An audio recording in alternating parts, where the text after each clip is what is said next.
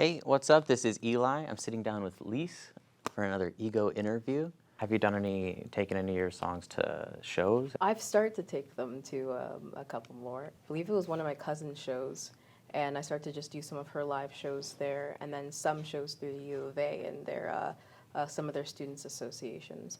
And I would say that's where like my live show performances started. Talent shows, I guess just performing randomly at lunchtime. Yeah. Just wherever there was a piano, I would just sit down and just start playing, and I would consider that a live show, even if there's no audience. Yeah, exactly. Yeah. You recorded a track with OG Jonah. Actually, Clinton's just he's an old friend, family friend. I've known him since I was a kid. So then I just remember I just hit him up one day, and I was like, hey, do you want to write a song? And then he was like, sure. And just within, I think, like a span of a week, he sent me a track. I made my half, he made his, went to the studio, and that was the first time I ever went into a studio. No way. And then the song was just released, and I was like, that was quick. Just like that, Just yeah. like that. Okay. What was it like in the studio? It was a bit overwhelming at first.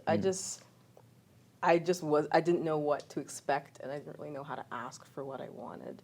I generally would just kind of just take a lot of feedback and just be like, okay, they'd ask me, do you want it like this? And I'm like, maybe, I don't know. And I guess a lot of it uncertainty. But over time, I've started to get more in the studio, and now I'm being a little bit more assertive. It was fun. Your most recent single, Are You There? Where'd that come from? That one, I think I wanted to scrap it, because I started writing it as like a joke at first, and then I just started typing lyrics. I was like, sat alone, because I was sitting alone on my phone, and I was like, sat alone on the telephone. I'm like, this is going to be a terrible song.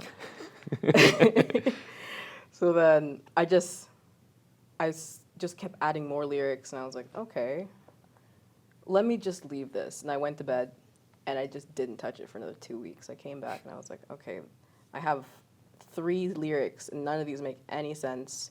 How can I make this into a song? And I started just playing around with just chords on the piano. Yeah. And then it turned into something. I showed some friends, and they were like, yeah, this is good. And I was like, should I invest in this? And they're like, sure. And then, boom. Then you dropped it. And dropped it. What was the reception like? It was surprisingly really good. I was surprised that a lot of people wanted to listen to it, and I got like good feedback with certain lyrics that I added in just as a joke. And honestly, I wasn't expecting that many people to respond to it. I didn't really put any like advertisement out there. I just kind of put on my Instagram, and I was like, hey guys, music. By the way, I dropped a song. Yeah. That's cool. Yeah. And so what was your favorite piece of feedback? I think it was on the lyric where I said chicken stir-fried. And a lot of people were like, that was it. That was it. That was the $1 million line. And I was just like, I'm glad you guys responded to that one, because I just threw that in, and I was like, no one's going to notice it. So you've got an album in the works right now? I got an EP. What's it called? It's called Changed My Mind. Essentially, I just compiled a bunch of songs about a certain couple people. I would say this EP is a bit more angry. Okay. And over time, it just kind of progresses. My first song I do want to put on is Hard Not to Love. I believe my second will be Don't Hold On Me. Third is Selfish. And fourth is No Patience. Okay. So over time and with the progression of the EP, essentially it'll just be me slowly just learning that this person or these people generally just did not care about me or care about my feelings and how I was doing, and they just weren't there for me. And just came to my realization slowly with each song that maybe this person isn't looking out for my best intentions, and they're really just looking out for themselves. And kind of starts off with like a hard not to love, like, oh, like I don't know how to say this, but essentially this one person I really liked them. It was difficult. I was starting to see red flags. And then over time, I noticed that all the red flags were kind of just screaming at me in the second song. The third song, I was like, okay, this person is just selfish. And that's why I just named it after that. And then at the very end of it, it was like, I've just ran out of patience.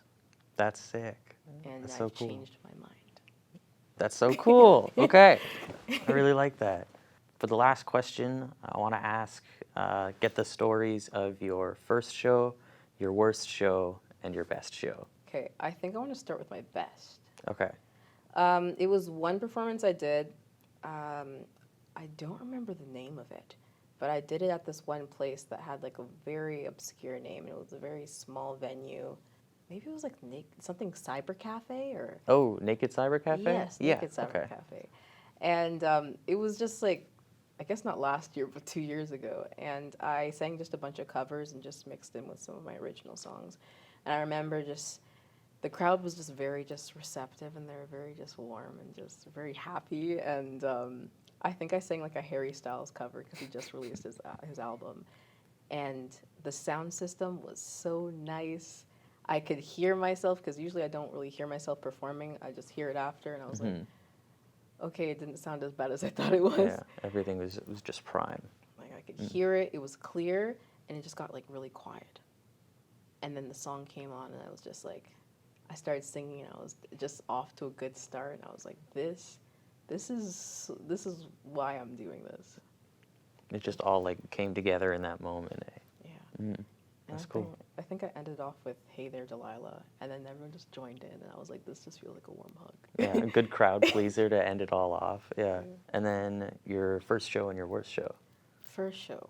I'm not too sure if I would consider this as a show. This was more of an exam. So I was in like this church type of venue. It was only one person, and they were an examiner. I would technically consider this my first show. Okay.